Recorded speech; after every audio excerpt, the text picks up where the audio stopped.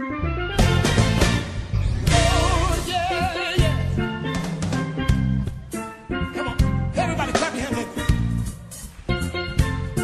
voulons inviter le révérend prophète béni de Dieu. Nous acclamons très fort le Seigneur.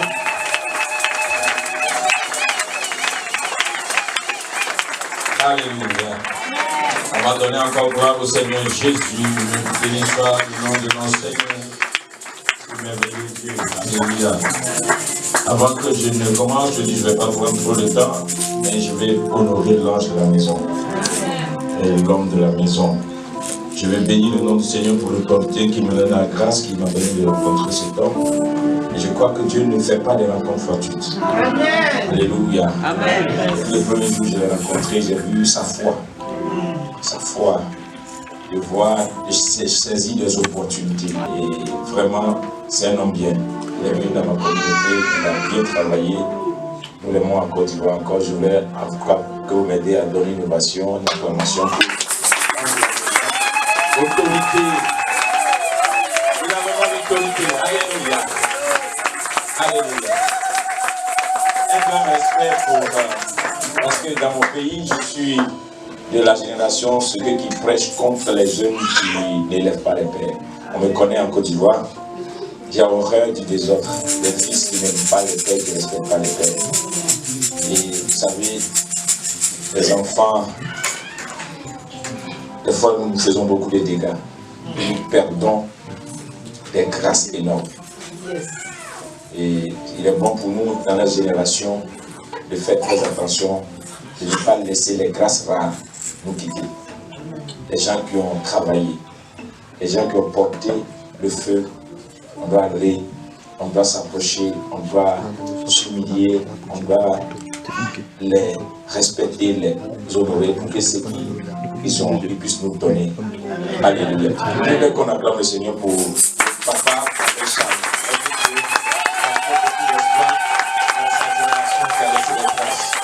Ce soir, on ne va pas trop tarder, je vais parler de... Il y a des gens, je vais expliquer 5 minutes pour que vous compreniez.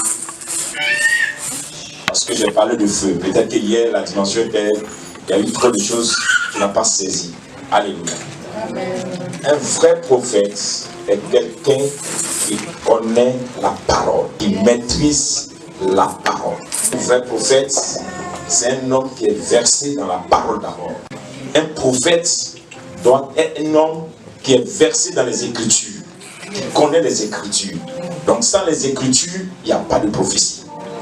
Le livre de 1 Pierre 10 nous dit: les prophètes qui ont prophétisé en touchant la grâce de Dieu sur votre vie ont fait de cela un objet de recherche et d'investigation.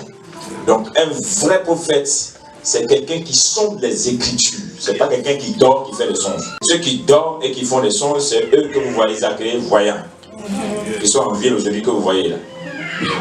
Mais un vrai prophète, c'est quelqu'un qui sonde les Écritures. Il fait des recherches pour trouver ce qu'un docteur ne peut pas trouver, pour trouver ce qu'un évangile ne peut pas trouver, pour trouver ce qu'un pasteur ne peut pas trouver. Parce qu'il est l'inspiration de l'Église. C'est lui qui inspire les autres. Il donne une parole, et dans cette parole, le prophète, le docteur, trouve maintenant ses Écritures. Il donne une parole et l'évangéliste reçoit l'onction pour gagner les âmes. Et le prophète est l'œil de l'Église. Donc c'est la colline qui fait que le prophète peut bien voir, c'est la parole de Dieu.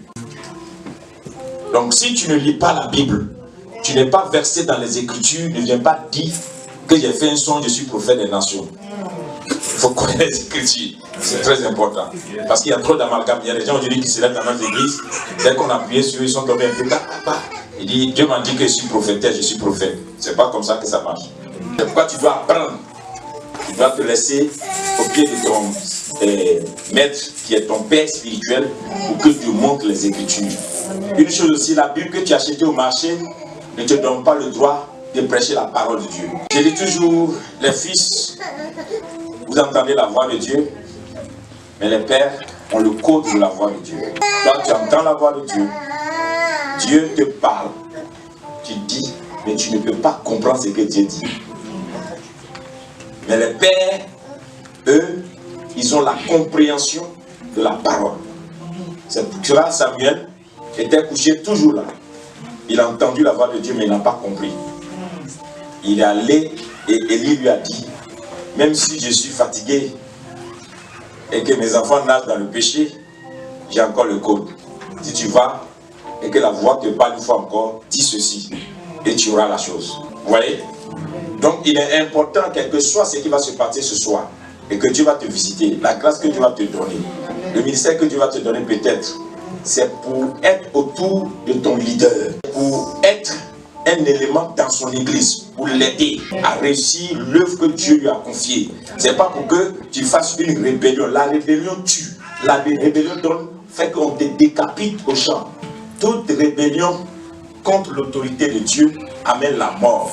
La mort spirituelle, la mort dans nos vies, la mort dans nos foyers, la mort dans nos projets. Partout tu trouveras la mort. Tout simplement parce que tu t'es rébellé contre une autorité établie de Dieu.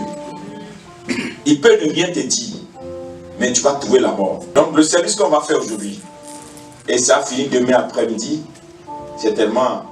Je vais voir ce qui va se passer aujourd'hui. Peut-être que dans la semaine, je vais noter quelques minutes encore pour des gens. Tout dépendra de ce qui va se passer aujourd'hui. Mais attention, je ne voudrais pas vraiment parler, mais tu sais du Seigneur Jésus-Christ, que ce qui va se passer dans ta vie aujourd'hui, tu transformes ça en une rébellion. Dieu va se lever contre toi. Dernière chose, l'onction que le Saint-Esprit nous donne, si tu as l'onction, c'est très important, écoute ça. Si tu as l'onction de Dieu, ne critique jamais l'onction de Dieu sur la vie de quelqu'un. Surtout vous les évangéliques. Quand Dieu a déposé l'onction sur ton père spirituel, et que toi, tu travailles sous son autorité, tu le critiques, tu es mort. Et l'onction que tu critiques te quitte. L'onction que tu accuses te lâche. Donc c'est pourquoi les docteurs de la loi, ayant critiqué les manifestations du Saint-Esprit, prêché contre pendant des années, le diable les a retrouvés dans leurs églises. Ils étaient forts et le diable les a détruits. C'est ce qui a fait la destruction de la montée de l'église évangélique dans la francophonie. Quand les pères, un certain montant, arrivent à un certain niveau et qu'ils voient des gens arriver, au lieu de soutenir, ils accusent par les prédications, les dons, les manifestations. Et par fini, eux aussi, ils commencent à perdre des choses et ils retrouvent les choses chez eux. Pourquoi? Tout ce que tu accuses te lâche dans le monde de l'esprit. Donc si quelqu'un a un don de prophétie, puis tu l'accuses, tu ne vas plus prophétiser. Si quelqu'un a un don de miracle, puis tu l'accuses, toi tu ne feras plus le miracle. Si quelqu'un a un don exceptionnel de ressusciter les morts, et puis tu trouves des raisons de l'accuser, tu vas désirer, mais ça ne va jamais venir chez toi, parce que ce que tu accuses te quitte. Donc quand nous allons finir de prier aujourd'hui, et que Dieu va affecter la vie des gens, mettons-nous ensemble, respectons ce que Dieu a donné à l'autre. Mettons-nous en équipe autour de l'homme de Dieu et travaillons pour que l'œuvre de Dieu avance. Qui peut dire Amen? Est-ce que je peux commencer maintenant? Acclame le Seigneur si tu es d'accord. Alors, ce soir, nous allons beaucoup prier et nous allons faire un travail d'affectation. Le Saint-Esprit m'a déjà témoigné que ce soir, il va avoir un service fort de la prophétie. Je vais libérer le manteau de la prophétie ce soir, par la grâce de Dieu. Et le Saint-Esprit m'a parlé du manteau de la restauration et d'équipement. Et soyez sûrs, je connais un peu mon travail. Je ne suis pas trop expert, mais je connais un peu mon travail. Mais si la parole vient vers toi et tu doutes, c'est ton affaire. Si Dieu te parle de faire quelque chose, si tu doutes, tu auras raté ton opportunité. Parce que vous ne savez pas, tu peux rencontrer le prophète tous les jours, mais tu ne peux pas rencontrer la grâce tous les jours. Chaque jour que tu vois le prophète, il y a une grâce exceptionnelle qui vient sur lui pour quelque chose. Tu peux le revoir lui-même, mais ce qu'il a fait ce jour-là, il peut ne pas pouvoir le refaire encore comme vous voyez. Donc si toi tu as négligé la parole qui est sortie de la bouche du prophète le jour de la grâce, tu as perdu ta grâce. Et Dieu te parle, n'hésite pas, que tu verras la gloire de Dieu. Merci Saint-Esprit, c'est l'heure. Nous te dansons tout le temps. Prends le contrôle maintenant et conduis-nous. Merci Jésus, le grand des prophètes, le prophète des prophètes. Je prends la place Jésus. Sois le véritable prophète ce soir. Il met le manteau sur nous. Glorifie ton nom. Amen. Amen. Alors, pourquoi j'ai donné le thème? Le feu dans les eaux. Vous savez, j'ai fait des recherches. Comment se fait-il que dans notre dernier temps, l'église, moi je parle beaucoup de l'église francophone, nos ministères n'ont pas 100 ans, 200 ans, 500 ans.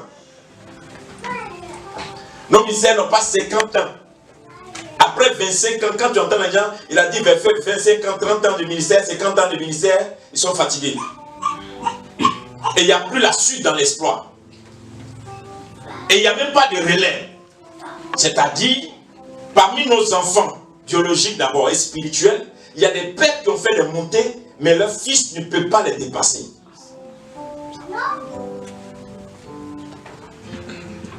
Et j'ai sondé l'esprit pour comprendre qu'est-ce qui arrive. Pourquoi l'église francophone ne monte pas? Et c'est là que le Saint-Esprit m'a dit, les gens ont mis le ministère dans l'église, alors que c'est le ministère qui doit accoucher l'église.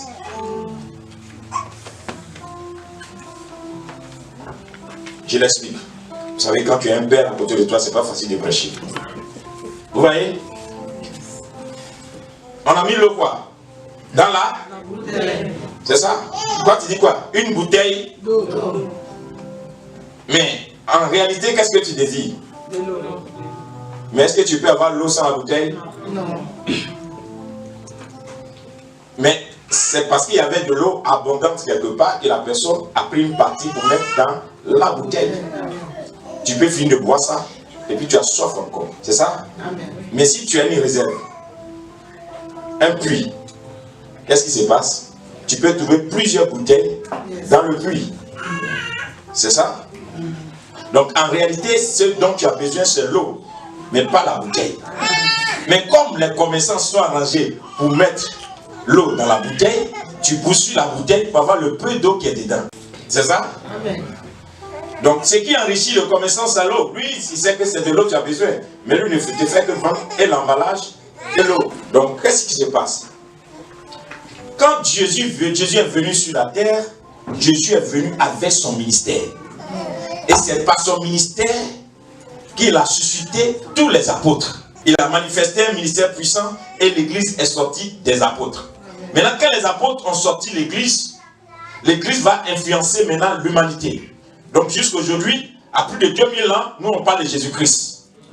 Que lui-même au commencement n'a pas construit un bâtiment pour dire aux gens, venez, on va prier ensemble. Il n'a fait qu'enseigner en plein air. Il n'a fait que faire des démonstrations. Il n'a même pas appelé des gens pour dire, écrivez ce que je suis en train de dire. Jésus n'a jamais dit à quelqu'un, viens t'asseoir, prends note. Alors que les Jérémies ont écrit. Mais Jésus, quand il a fait ses enseignements, il n'a pas dit à quelqu'un d'écrire. Mais tout ce que Jésus a dit, la Bible dit qu'il a fait tellement de choses que le monde même ne peut pas contenir ce qu'il a fait. Donc c'est ceux qui ont juste vu une partie, c'est eux qui ont laissé la transmission que nous appelons la Bible. Donc ça veut dire qu'il y a des choses encore que les gens ont vues, que Pierre, que Matthieu, que Luc, que Marc, que Étienne n'ont pas vu. Alors ils n'ont pas écrit. Et un jour le Saint-Esprit me dit, qui vous dit que Jésus est resté seulement en Israël? Quand Jésus est ressuscité, il est ressuscité dans la puissance. Mais on a dit Jésus est apparu où? En Galilée. Mais le Seigneur me dit, mais Jésus n'a pas apparu seulement en Galilée. Jésus a fait le parcours de toute la terre. Il dit comment ça? Il m'a dit tous les continents ont été visités par Jésus avant qu'il ne monte au ciel. C'est pourquoi vous allez voir dans les recherches aujourd'hui que vous allez trouver des signes dans certains continents et on se pose la question, qui allait prêcher l'évangile là-bas? Donc il y a encore des mystères cachés que nous ne connaissons pas, que nous n'avons pas encore expérimenté. Donc ceux-là qui vont comprendre le ministère de Jésus vont alors influencer ce qu'on appelle l'église. Maintenant l'église prend le ministère de Jésus, met dans une bouteille. Et puis on te dit, quand tu as cristalline, tu as de l'eau de bonne qualité. Mais Jésus n'a jamais dit cristalline. Ou bien, c'est l'eau. Donc finalement, nous nous retrouvons à un niveau où c'est telle église qui est bien. C'est telle dénomination qui est bien. Ceux-là, ils ont la bonne foi. Ceux-là, ils ne sont pas bien. Celui-là, il prêche là. Celui-là, prêche fou. Et finalement, nous avons perdu la qualité de l'eau. On ne va plus en profondeur pour aller dans la réserve de Dieu, pour chercher à avoir de l'eau en abondance, afin que nous aussi, dans notre génération, ceux qui ont fait cristalline, leur cristalline ne traverse pas le temps. Donc imaginez, si celui qui a fait cristalline vous a maintenu dans son temps, après sa mort, ses enfants vont continuer à vous imposer cristalline. Je peux prophétiser sur quelqu'un ce soir. Amen. Jusqu'à ce que tu comprennes maintenant ce qu'on appelle la dimension de feu. Qu'est-ce que la dimension de feu? Jésus va leur dire, je vous ai rassemblés, j'ai soufflé le Saint-Esprit sur vous, mais le fait que vous ayez le Saint-Esprit ne vous suffit pas pour aller faire la conquête. Attendez que le feu vienne. Quand le feu est venu sur eux, la Bible n'a pas dit qu'il y a eu un feu sur toute la salle. La Bible dit qu'il y a eu un feu sur chaque tête. Donc ça veut dire que chacun avait son appel, et chacun avait son mandat, et chacun avait sa mission. Ça veut dire quelque part que les ministères devaient se compléter.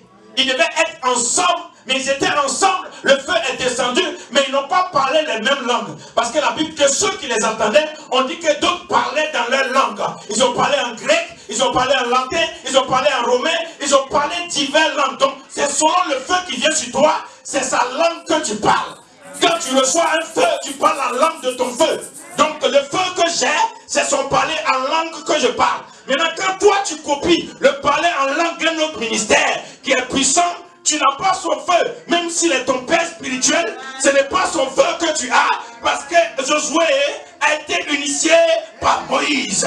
Mais Josué n'a pas fait les exploits de Moïse. Mais Dieu a appelé Josué serviteur de Moïse. Mais Josué est allé à Canaan. Mais Moïse n'est pas arrivé à Canaan. Josué a arrêté le soleil. Mais Moïse n'a pas arrêté le soleil. Parce que le fils doit aller au-delà des capacités des pères. Donc, nous ne cherchons plus la dimension. On veut faire la ressemblance. On veut faire la copie des choses. Entre-temps, qu'est-ce que Jésus dit? Jésus dit, quand vous comprenez les 7 âges de l'église, dans le chandelier, il marche dans les âges. Il ne s'arrête pas à une lumière. Il y a 7 lumières. Il y a 7 esprits. Il y a 7 anges de l'église. Et chaque ange a un message.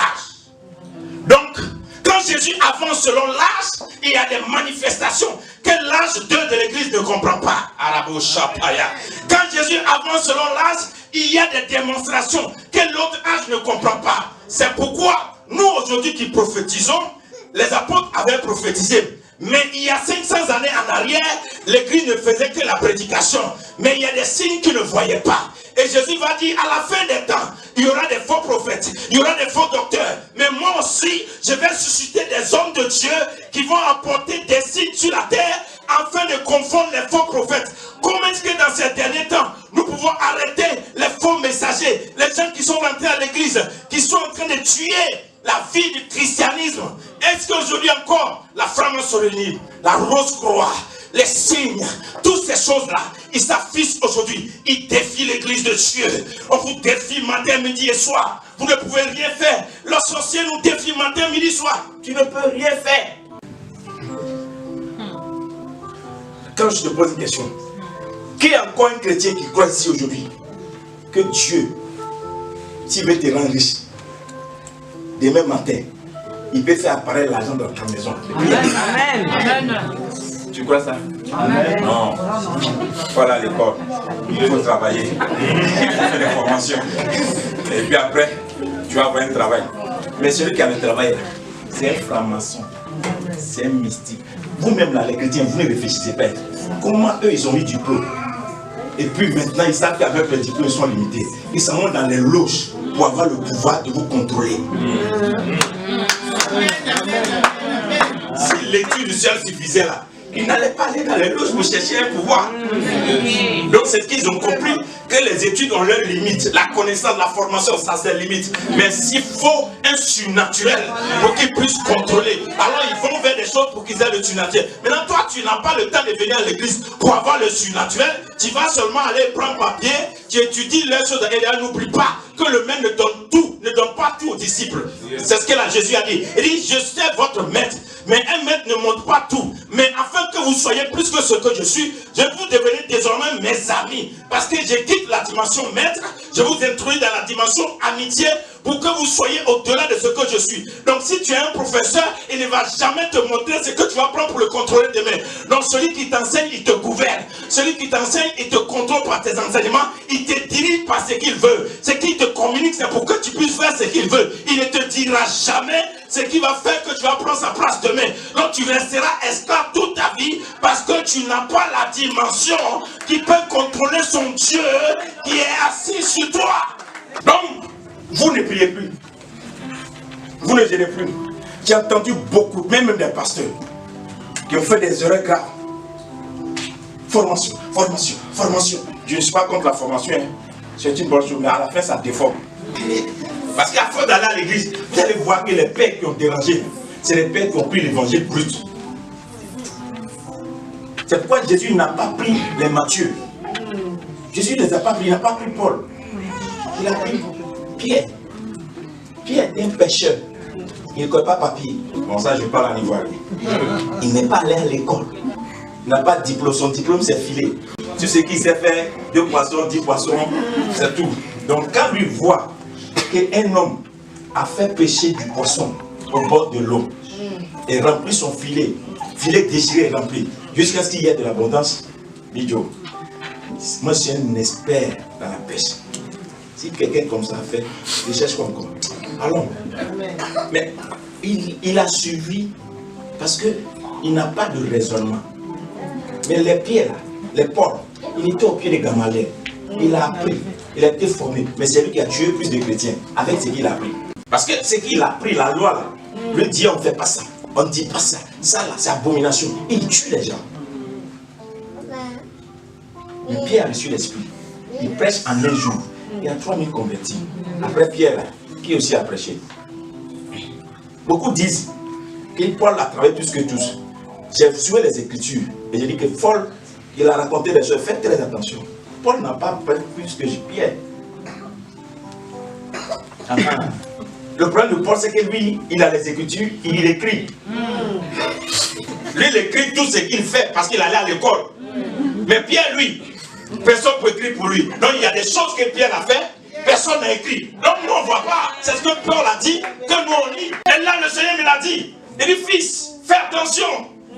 Je ne peux pas établir quelqu'un et mettre la personne au-dessus de quelqu'un. Ça serait comme si c'est Paul qui est l'église. Paul n'est pas l'église, c'est Pierre. Alors que nous tous, nous avons bâti sur Paul.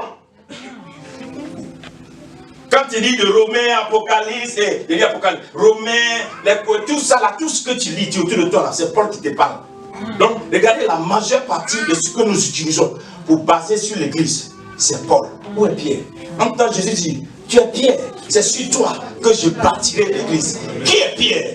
Pierre dit, tu es le fils de Dieu. Il dit, ce que tu viens de dire, tu n'as pas reçu de la formation. Tu n'as pas reçu dans une école biblique, tu l'as reçu de la révélation du ciel. Donc, c'est le Père qui te l'a révélé. Et Jésus dit dans le Luc 10, le Père, tressailli de joie, rempli du Saint-Esprit, Jésus dit, mon Père a caché ces choses aux sages et aux intelligents, mais il a révélé aux enfants. Alléluia. Il y a des gens qui peuvent aller à l'école, n'ont pas la révélation. Marcher avec Dieu, ce n'est pas une question de formation, c'est une question de révélation. Parce que le Dieu qui s'est manifesté dans la Bible, c'est le Dieu révélé. C'est pourquoi les religions révélées dominent. L'islam est une religion révélée, ça domine. Le christianisme est une religion révélée. Toutes les autres religions qui ne sont pas révélées sont des sous-religions. Notre Dieu est un Dieu de révélation. C'est pourquoi il s'est révélé à Abraham, il s'est révélé à Moïse, il s'est révélé à Pierre, il s'est révélé à Paul, il s'est révélé aux hommes, et aux hommes à qui il s'est révélé, ces hommes ont marqué le temps, ces hommes ont marqué l'époque. Le temps de Dieu est venu pour que nous ayons la révélation de Dieu. Quelle révélation tu as de Dieu? Il n'a pas de feu. Et c'est ce qui fait qu'on est cantonné dans Genèse, Apocalypse. Mais quand tu as le feu, même Genèse que tu lis, t'explique mieux Apocalypse. Yes. Quand tu as le feu, quand tu lis Matthieu, tu comprends que Matthieu s'est arrêté quelque part, il n'a pas fini. Pourquoi? Parce que seul le Saint-Esprit qui a le sceau peut ouvrir pour que tu comprennes. Mais s'il n'a pas ouvert, tu ne peux rien comprendre. Sinon ça devient roman que tu lis. Et sans le feu. Donc, Dieu nous dit, dans les derniers temps, ce n'est pas Paul. Et nous sortons ce soir. Qu'est-ce que Jésus dit? Lisons Luc 1 et Dieu. Il commence la prière. Lisons Luc 1. Donne-moi, même quel que soit le temps, donne-moi 30 minutes plus de temps ordinaire. Parce que je dois prier pour les gens. S'il te plaît. Je sais que vous êtes en Europe, vous êtes tenu par le temps, mais ça aussi, c'est un signe d'un problème. Fâchez-vous, mais c'est un problème. Parce que vous gaspillez du temps devant Facebook, devant Internet, devant Google. Vous gaspillez du temps devant des films. Vous gaspillez du temps devant, vous allez dans un restaurant pour manger avec vos copains ludiques pendant 5 heures de temps. Vous faites des bavardages qui ne peuvent rien vous rapporter. Et quand vous venez dans la présence de Dieu, vous êtes pressé à sortir. Corrigez-vous. Et le pasteur est stressé. Oh papa, on vient de loin. Oh papa, tu sais qu'on vient de désert. Écoutez-moi bien. Nous là, moi, j'ai marché à 10 ans. Je marchais 5 km pour aller à la croisade.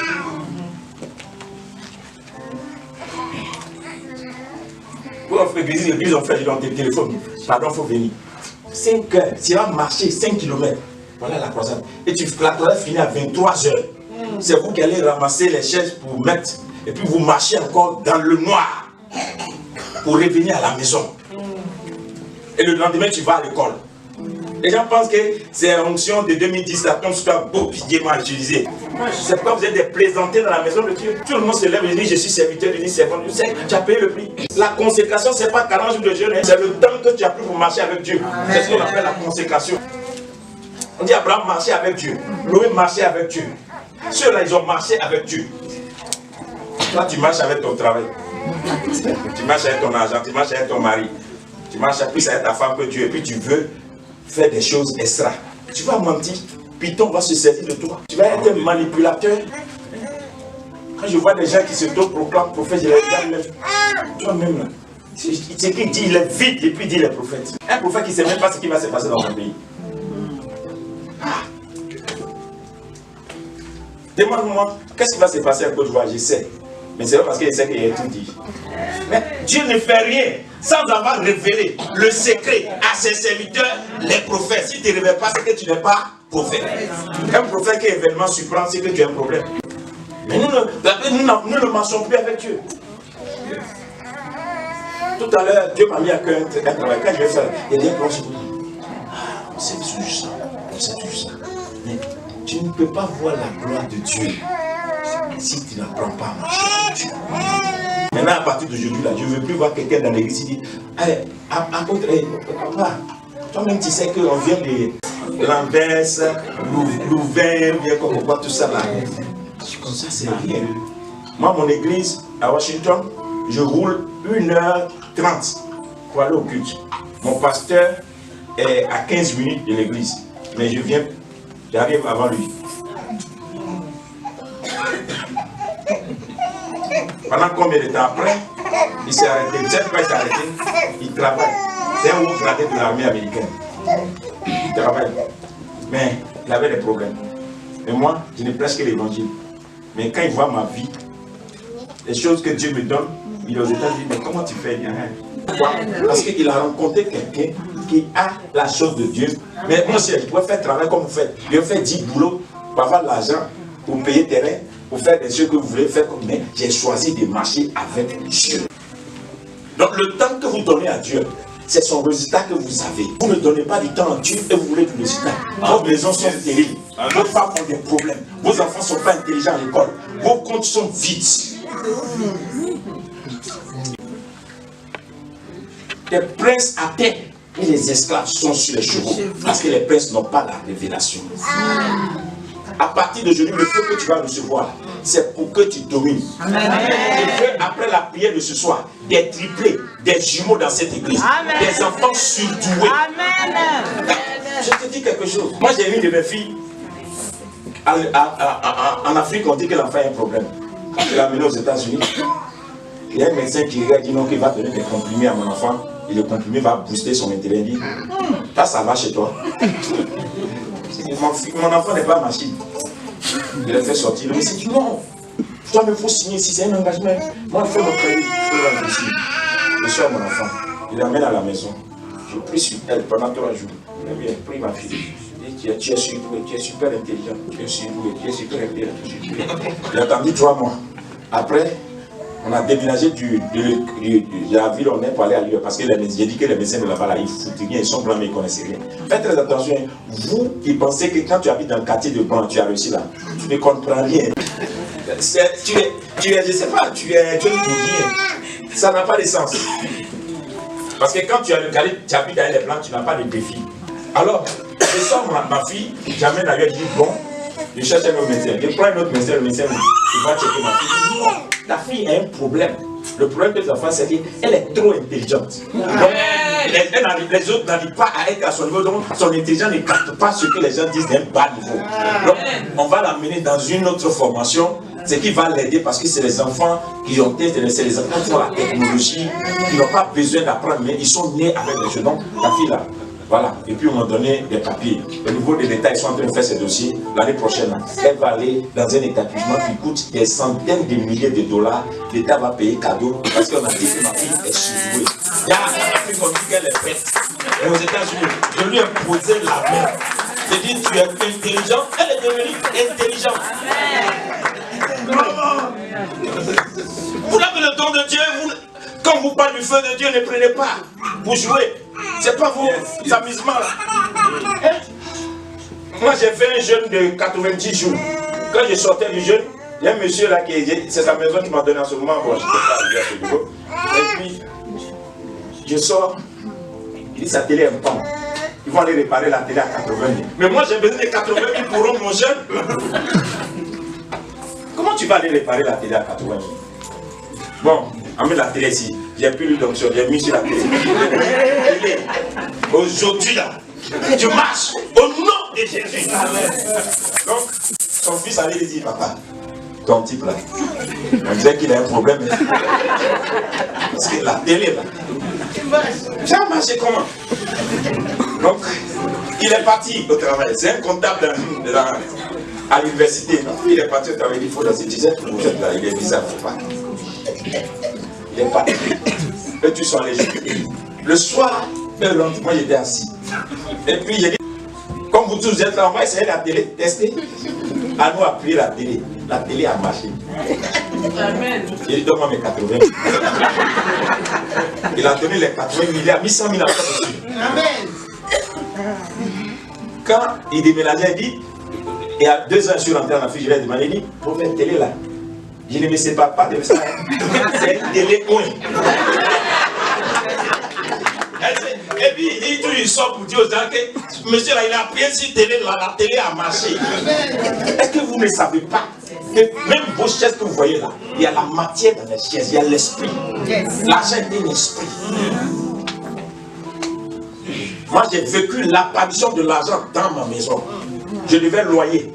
On venait pour m'encaisser le loyer. C'était à Abidjan. Et la dame qui venait pour encaisser, elle venait avec 4 personnes. Les gens là, ils sont des diacres dans l'église baptiste œuvre mission. Donc ils sont venus, voilà les soi-disant pasteurs qui ne peuvent pas payer leur loyer. Ils étaient dans la maison. Je ne voulais pas sortir, mais c'était une somme. Je sors. Oui, pasteur, on vous donne de l'eau, on n'est pas venu ici pour boire de l'eau. Non, on est venu pour récupérer le loyer de la veuve. C'est la pauvre veuve. C'est ça, elle prend pour s'occuper de ses enfants. Hein? J'entends la voix de l'esprit qui me dit, rentre dans ta maison. Il y a un carton là, il faut aller voir dans le carton. Je vais, je regarde dans le carton. Je vois des billets de 5 000 francs CFA entassés. Je compte, c'est le montant des 2 mois de loyer. J'appelle les gens qui étaient avec moi. Qui a déposé l'argent ici? Non. Non, bon, je paye en attendant. Les gens sortent. Dieu m'a dit, si tu comptes sur moi, je pourrai à tous tes besoins. Un autre ici. J'étais à la CDC, dans une villa, où je priais. Et puis ils sont venus enlever le compteur d'eau.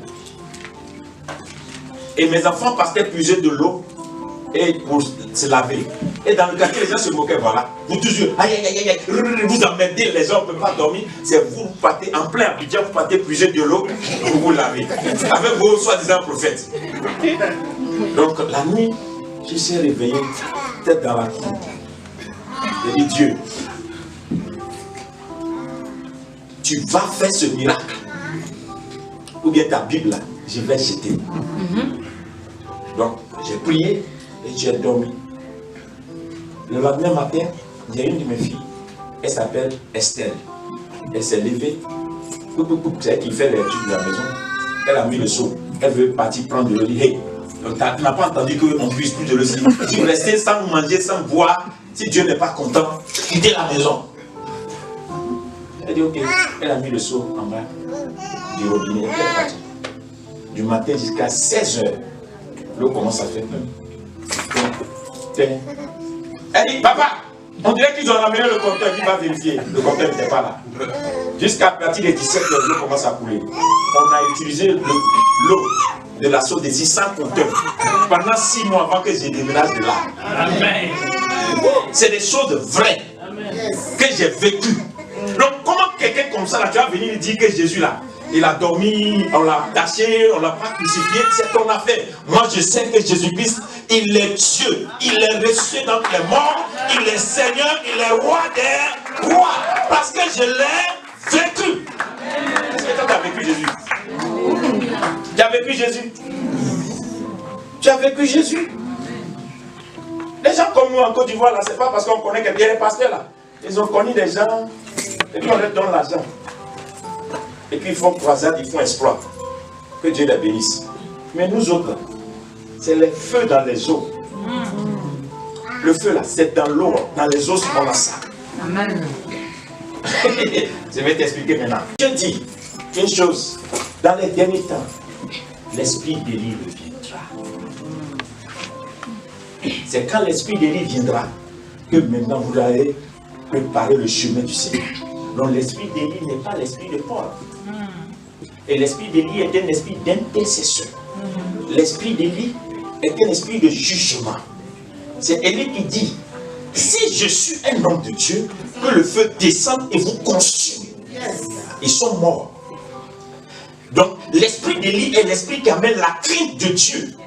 Donc l'homme de Dieu n'est pas celui qui caresse les gens avec la parole de Dieu. L'homme de Dieu a le couteau à double épée. Si tu prends le bon côté, tu es béni. Si tu prends le mauvais côté, tu es maudit. Quand Dieu dit à Abraham, je te bénirai, tu seras source de bénédiction. Quiconque te bénira sera béni. Quiconque te maudira sera maudit. Ça veut dire que celui qui a l'esprit d'Élie, si tu prends son bon côté, tu es béni. Si tu t'es hasardé pour aller dans le mauvais côté, tu vas voir l'autre côté. Un homme de Dieu, tu as osé jouer avec lui. Et puis tu es mort. L'autre est venu encore. Il a vu des choses. Il va savoir qu'on respecte ce qu'on appelle l'église de Dieu. Mais quand les gens jouent avec vous, ils vous insultent, il n'y a rien.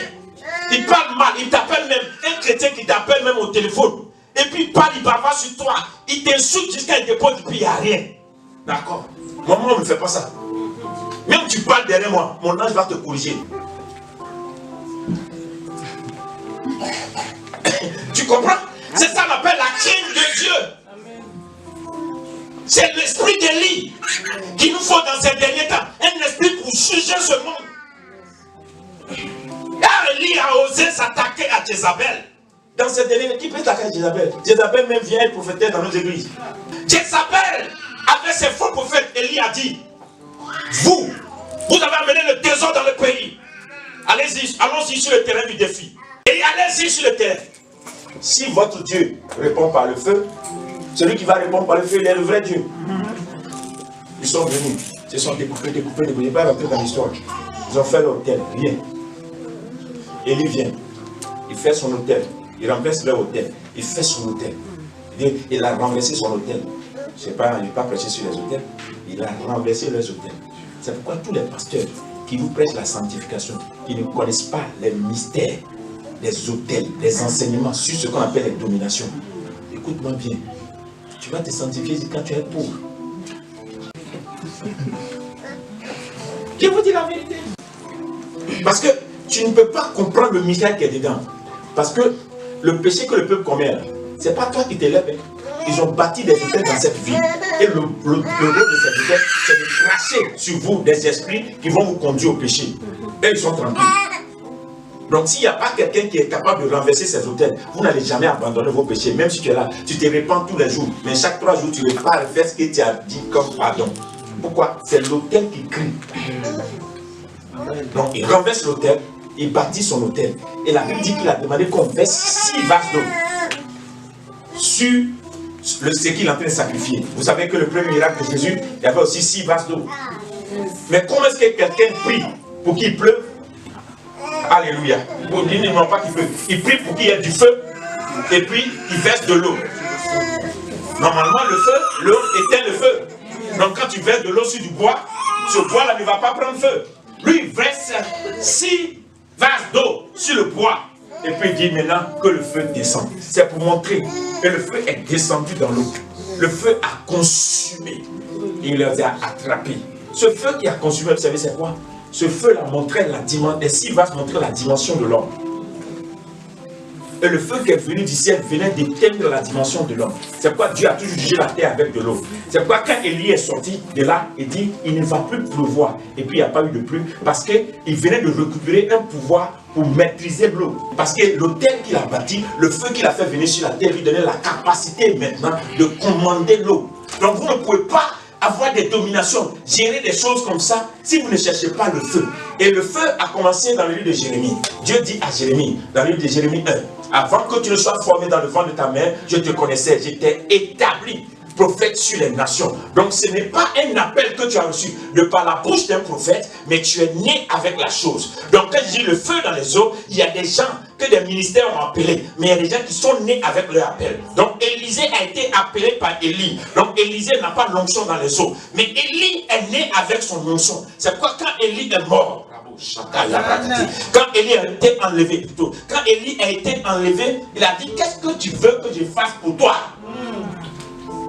Il n'a pas dit qu'est-ce que tu veux que Dieu fasse pour toi. Donc il est né avec, c'est dans ses eaux. Ce feu-là, c'est dans ses eaux qu'il a transporté. Donc quand le feu est dans les eaux d'Élie, Élie n'a pas besoin que quelqu'un lui demande quoi que ce soit. Par sa parole était la parole de Dieu. Et il dit, si c'est né à ma parole, qu'il ne tombe point d'eau sur cette ville, si c'est né à ma parole, sa parole est devenue la parole de Dieu. Avant que tu ne sois formé dans le ventre de ta mère, Dieu te connaissait et il t'a établi. C'est pourquoi ton onction ne vient pas de l'imposition de la main de quelqu'un, mais ton onction vient depuis l'origine. C'est dans tes eaux. Le premier jour où Dieu te formait, il y avait déjà l'onction. Il a dit depuis le ventre de ta mère, avant que tu ne sois formé, moi je te connaissais. Avant que ton père ne raconte ta mère, pour que les deux aillent ensemble, pour que toi tu sois conçu, ton nom était déjà au ciel, ce nom était scellé, ton mandat existait. Je t'avais appelé, je ne te connaissais pas ton nom, je connaissais ton avenir, je savais ce que tu allais devenir, tu étais établi, prophète des nations, et ce que tu as ne vient pas de la volonté des hommes, mais vient du ciel. Ce feu que tu as est un feu du ciel. C'est pourquoi Élie n'a pas été enterré, parce qu'Élie est venu du ciel. Il est retourné au ciel. Il est venu du ciel. Il est retourné au ciel. Le feu qu'il te faut, ce n'est pas le feu des hommes, mais c'est le feu qui vient du ciel.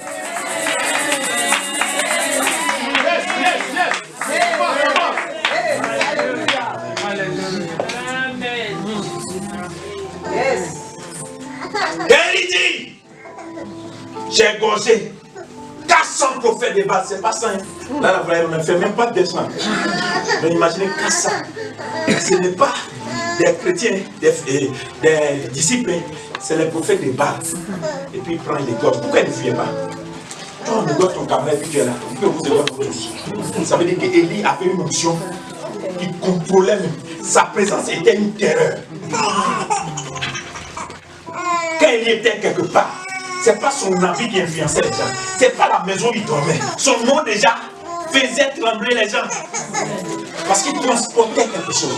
Et la Bible dit que sur la montagne de la transfiguration, quand Jésus devait recevoir maintenant le quitus, quand Jésus devait recevoir maintenant le cachet de Dieu, sur la montagne de la transfiguration, Élie est apparu, Moïse est apparu. Vous allez voir, Élie et Moïse étaient les deux dimensions du feu. Moïse est celui qui a reçu la révélation dans le buisson Adam. La Bible dit que quand Dieu accompagnait le peuple d'Israël, la gloire de Dieu les accompagnait le matin, mais le feu, la colonne de feu, cadrait autour de toute la nuit. Moïse est l'homme à qui Dieu s'est révélé dans le feu. Donc il a eu à se présenter là. Élie est l'homme aussi qui a la parole de feu. Donc vous allez vous rendre compte que là-bas, les deux personnes qui avaient le feu, Dieu a fait quelque chose d'extraordinaire avec eux. Donc Dieu va dire, Jésus, ta révélation est dans le feu. Moïse a une loi de feu, Élie a un esprit de feu, et Jésus a la grâce de feu. Alors Jésus est venu pour accomplir Moïse et accomplir Élie. Celui qui a Jésus, a Moïse et Élie, il accomplit désormais la loi. La loi n'a plus de pouvoir dans celui qui a le nom de Jésus,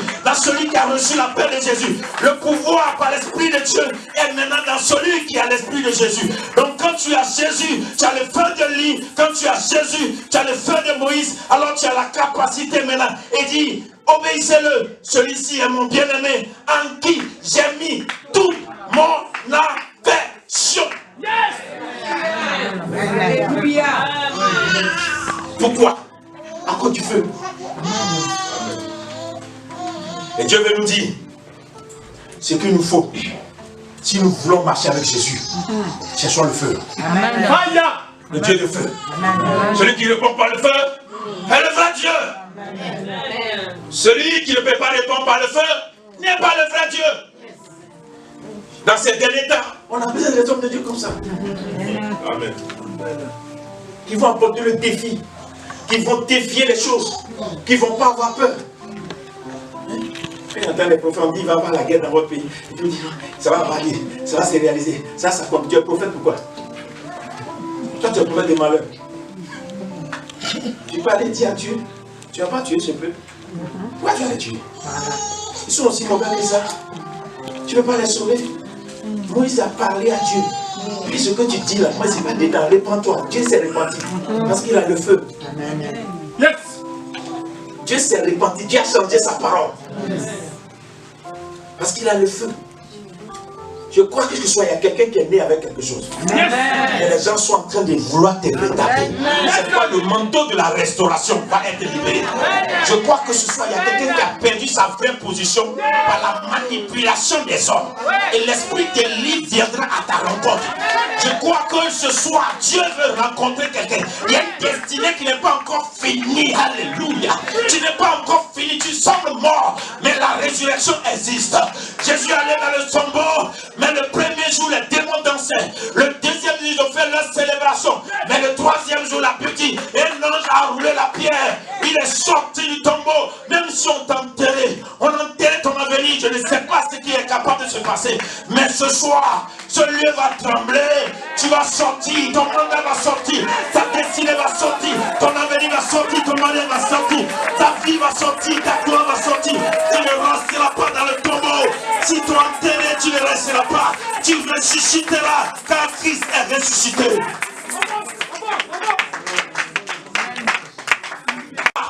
Il y a un Dieu de feu qui va te rencontrer. Je ne te parle pas des versets bibliques. Je te parle du Dieu révélé. Moïse n'a pas lu les écritures d'Aaron. Aaron était un sacrificateur. Aaron était un homme qui connaissait la parole. Mais quand Moïse allait à la recherche de Dieu, il a fait le veau d'or. Le sacrificateur peut se tromper. Mais le Moïse qui a reçu le feu, il sait ce qui brûle en lui. Il ne peut pas jouer avec les faux dieux.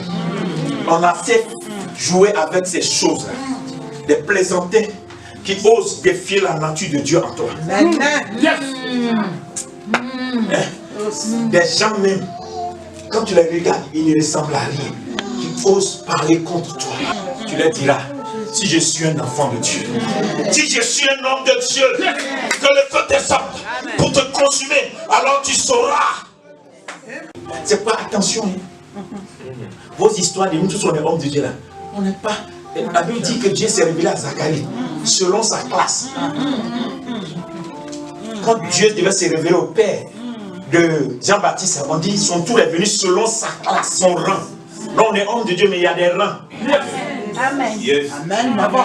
On prêche la même Bible, mais on a des rangs. Amen. Si tu n'es pas dans un rang et puis tu veux attaquer le rang peut te créer des problèmes. Le rang peut te créer des problèmes. Donc il y a des gens qui ont eu des problèmes. Moi je me rappelais, quand j'étais, je jeûnais beaucoup. Moi je jeûnais à telle enseigne que je mettais les chaises vides, je commandais par le Saint-Esprit et puis les chaises se renversaient. Pour voir si la manifestation existait. Alors, il y a un jeune qui est dans l'église qui m'a regardé et dit, mais ça c'est fétiche. Dieu qui fait des choses comme ça. Et puis il allait rassembler les pasteurs et puis ils m'ont renvoyé. Ils m'ont appelé à une réunion, dit non, béni Dieu.